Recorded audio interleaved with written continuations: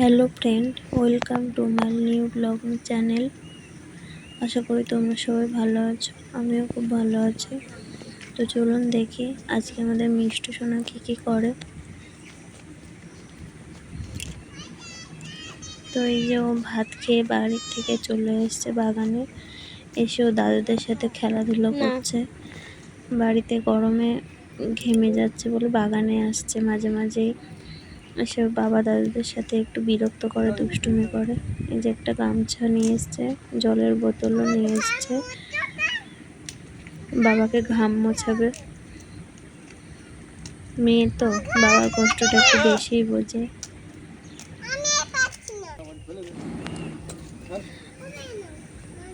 তো এখানে আবার অন্য গাছগুলো আবার পরিষ্কার করা হচ্ছে। দেখুন আজকে দেখাই বাইরেটা কেমন লাগে। আমাদের বাড়ি আর বাগান একসঙ্গেই আছে।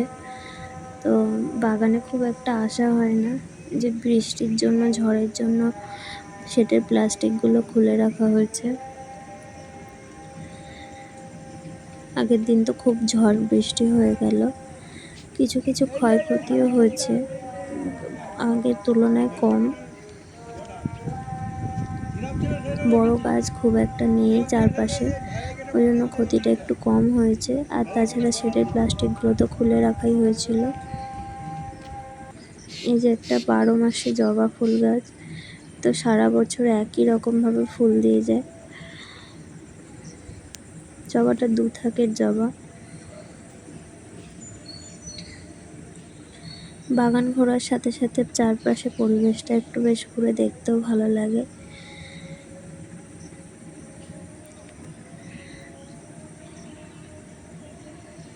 প্রকৃতির সাথে মিশতে মাঝে মাঝে খুবই ভালো লাগে।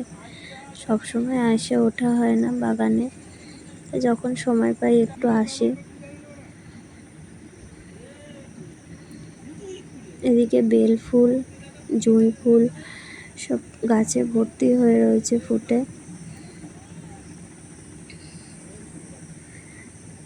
সারা বাগান আসলে একটা বেশ সুন্দর গন্ধ, নানান রকম ফুলের বেশ গন্ধ খুব সুন্দর, ভালো লাগে।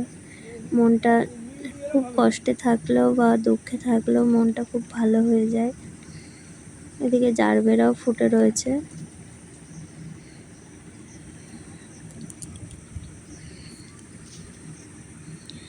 ওদিকে মাধবীলতাও ফুটে আছে। দেখুন জারবেরার কালারটা কত সুন্দর।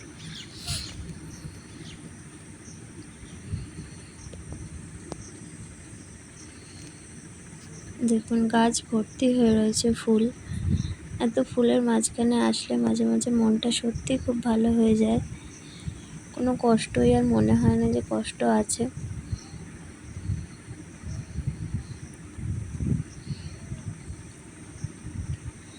এগুলো মিলি। তো অনেক কিছু গাছের নামই বন্ধুরা আমার জানা নেই।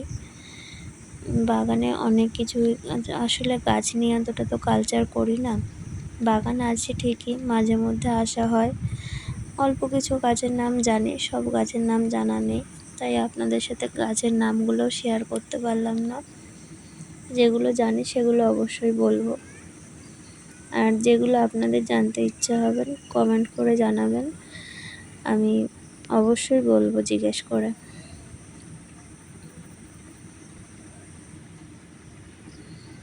আপনারা গুগলে গিয়ে সার্চ করলেও দেখতে পাবেন উদয় নার্সারি বলে। আমার বাড়ি বাগান একসঙ্গেই আছে। দেখুন গাছে লেবু ভর্তি হয়ে আছে। সারা বছর তো টুকটাক লেবু হয়েই থাকে। আমরা বাইরের কেনা লেবু খুব কমই খাই।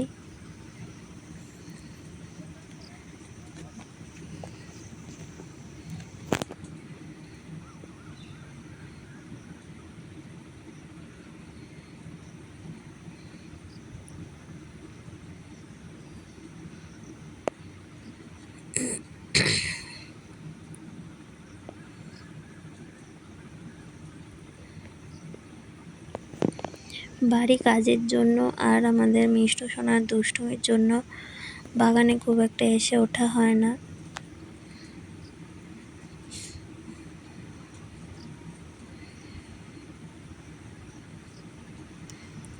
আজকে সময় পেলাম, একটু আসলাম, যদিও সেটাও মিষ্টু শোনার জন্য, যেহেতু ভাত খেয়ে উঠে চলে এসছে, একটু বাড়িতে থাকেনি। দেখুন এই একটা ডাঁটা গাছ, সজনে ডাঁটা রাস্তার ধারেই ছিল, সেটাও উপড়ে গেছে পুরো গোড়ার থেকে। এদিকে পেয়ারা গাছে পেয়ারাও হয়ে রয়েছে, আমলকি গাছেও আমলকি ভর্তি হয়ে গেছে। একটু ছোট ছোট যদিও ফলটা এখনো, আরো বড় হবে এটা। আর বড় হলে খেতেও খুব সুন্দর হয়, খুব টকও নয়, এটা বেশ একটু একটু মিষ্টি মিষ্টি টাইপেরই হয়। এদিকে চেরি গাছে চেরিও হয়ে আছে। পাখির জন্য তো চেরি থাকার উপায় নেই, আর আমার বড় মেয়ে তো জানে না, ও জানলে ও তো একদম চেরি খেতে খুবই পছন্দ করে। আমিও একটা চেরি তুলে নিলাম, দেখা যাক খেয়ে, বেশ একটু টক টক মিষ্টি মিষ্টি খেতে বেশ ভালোই লাগে। আর গাছের ফল হলে তো টাটকা ফল তো কোনো কথাই থাকে না। দেখুন আগের দিন ঝড়ে একটা আমলকি পড়ে গেছে, সেটাও খেলাম, বেশ ভালোই লাগলো, যদিও খুব কচি এখনো, দানাটাও ভালোভাবে পুরুষ্ট হয়নি।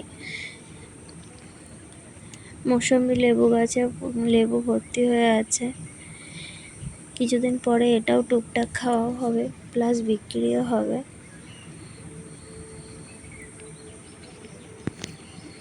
নোর গাছেও নোর ভর্তি হয়ে আছে, আগে একবার হয়েও গেছে, আবারও এখন ছোট ছোট ফল ধরেছে।